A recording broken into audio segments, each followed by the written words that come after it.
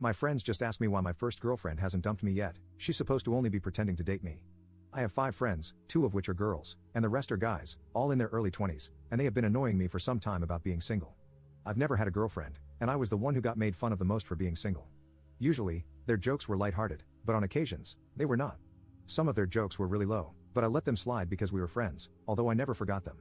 They were more like insults to me, but I never showed it. About 2 months ago, they introduced me to a girl, let's call her Emily, and we became friends pretty quickly.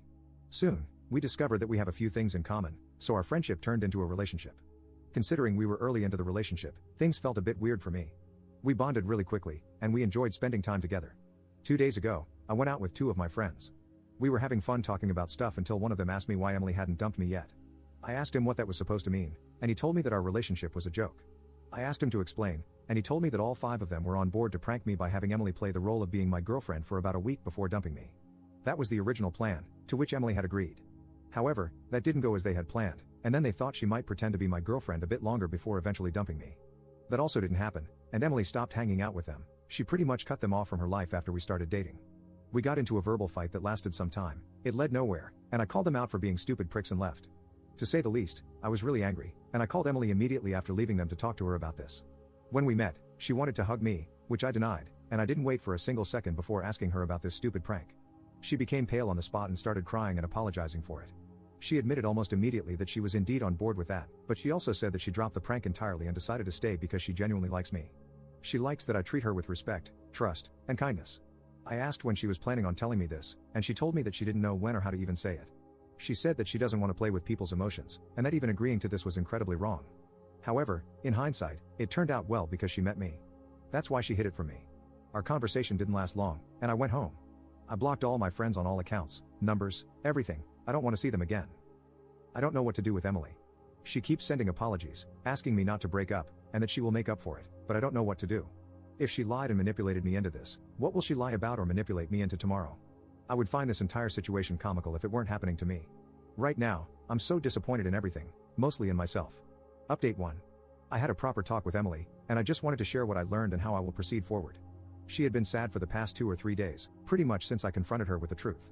She apologized again and hoped that I would give her another chance so she could prove to me that she's a good person and that she will do everything to make up for her mistake. I didn't speak much during this conversation, I mostly let her talk.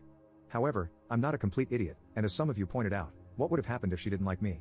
If she proceeded with all that nonsense? So I asked her, and, to say the least, she was horrified. She was speechless. I asked her what the end goal would have been if she didn't like me, playing with people's feelings before discarding and throwing them away like they're trash? She kept crying and said that she didn't know. She had no answer to what she would have done in that case.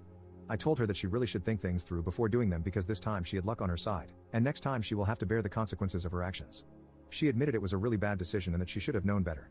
She cried again, and she seemed embarrassed, perhaps because all that probably showed her in a really bad light, something she didn't want. In any case, she seemed really sincere, so I let it go. I told her that I would give us another chance, but under certain conditions: honesty, loyalty, and openness. If we encounter any problems, I want an open and honest conversation. We will also start from the ground up, and she will have to earn trust. She agreed to all of them and promised to do even more. She was really happy, and I don't recall seeing somebody so happy in a while. I don't know who the real Emily is. We have known each other for a short period, so I guess I will soon find out who she actually is. Some of you said that I should ditch her too. I thought about it, and I might sound selfish, but I have nothing to lose here, so I will risk it. I have never had a girlfriend or been in a proper relationship, so this could be a good learning experience. To me, this is a win-win scenario. If it fails, it fails. I tried my best. If it succeeds, even better, I have a girlfriend. Edit. I forgot to include this in my post, but based on what I heard yesterday and today, not all of them were actually on board with pranking me like this. While they all initially agreed to the prank, it wasn't supposed to unfold the way it did. The 2 individuals mentioned in the first post essentially pressured the others into participating, and those 2 didn't have anything good in mind for me. The rest simply went along with it, which doesn't make them innocent either, especially since this has been happening for weeks without any of them saying anything. Now, they're basically shifting the blame to each other just to make themselves look better. I have no intentions of seeing or speaking to those 2 ever again.